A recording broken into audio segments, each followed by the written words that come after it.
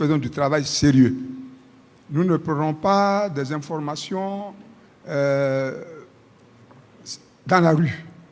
Parce que quand le ministre dit, il y a les réseaux sociaux qui disent beaucoup de choses. Mais non, les données qu'on a communiquées, et le ministre Nyokonté intervenant, qu'il semble ne pas reconnaître, nous les avons pris dans les documents ici, dans les documents sur les risques, voilà.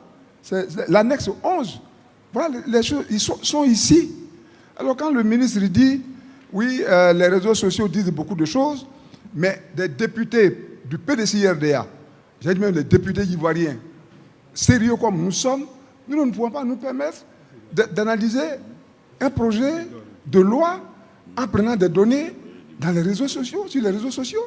Le ministre, dans sa réponse, s'est interrogé sur l'origine des indicateurs que nous avions donnés dans notre déclaration. En réalité, ce sont des chiffres qui sont contenus dans les documents fournis par le ministère lui-même. Je suis député de Oragayo, de 4 grandes sous-préfectures. 4 grandes sous-préfectures pour un seul député. Et je sillonne les villages. Quand j'écoute un tel discours, un tel développement, je me dis que peut-être que c'est dans un autre monde où on se trouve. Et cette réalité-là, même partout, qu'on soit du nord, du sud, c'est vrai, les autres députés de notre côté pourront dire qu'ils sont satisfaits, mais ce n'est pas la vérité. Ils ne pourront pas le dire ici. Ce qu'on dit là, c'est le lieu commun de tout le peuple de Côte d'Ivoire.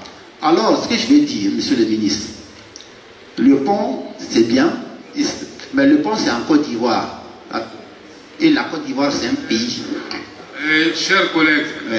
Vous êtes un ancien député. Ah, monsieur le président, plutôt. Voilà. Donc, monsieur le président, le pont, c'est Abidjan. Mais Abidjan, c'est en Côte d'Ivoire, la Côte d'Ivoire, c'est un pays. On nous a dit tout à l'heure qu'il y a eu des centres de santé qui ont été construits. Moi, j'ai été maire de Oragayo, je suis député. Depuis plus de 10 ans, moi, je n'ai pas vu un seul centre de santé qui a été construit dans les grandes 4 sous-préfectures.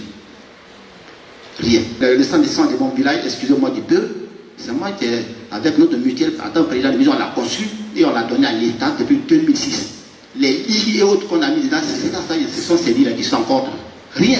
Il faut éviter, Monsieur le Président, de nous dire que la Côte d'Ivoire a fait un miracle. Je voudrais rappeler qu'en 1977, on nous avait dit aussi que Houphouët-Boigny, le président Houphouët-Boigny avait fait du miracle et que notre pays faisait partie des pays à revenus intermédiaires.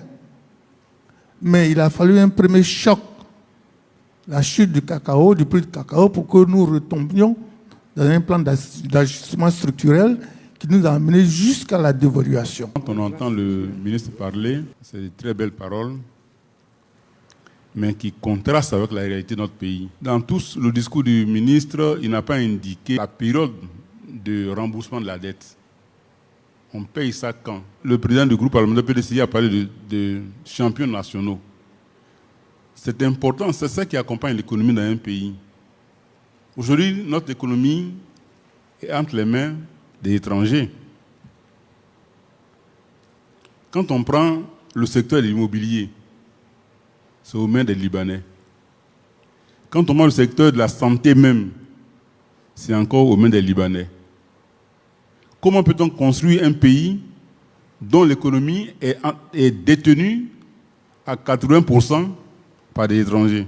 Le ministre a dit qu'on a construit des hôpitaux, des salles de classe, même monsieur le ministre de Grâce. Le maire d'Imokro, peut-être à Dimokro, cette réalité est réelle. Mais chez nous, ce n'est pas le cas. Fakoubli compte 90 000 habitants pour 3 médecins. Pour 3 médecins, faites le ratio. Fakoubli n'a pas d'hôpital général, c'est un département. Pour faire les simples soins de santé, pour faire les simples de sang, il faut aller à Mans. Monsieur le Président, quand on parle de la Côte d'Ivoire, de grâce, revenons à ce qui est réel. Parce que c'est ensemble que nous allons construire la Côte d'Ivoire, c'est par nos idées communes qu'on peut contribuer à construire la Côte d'Ivoire.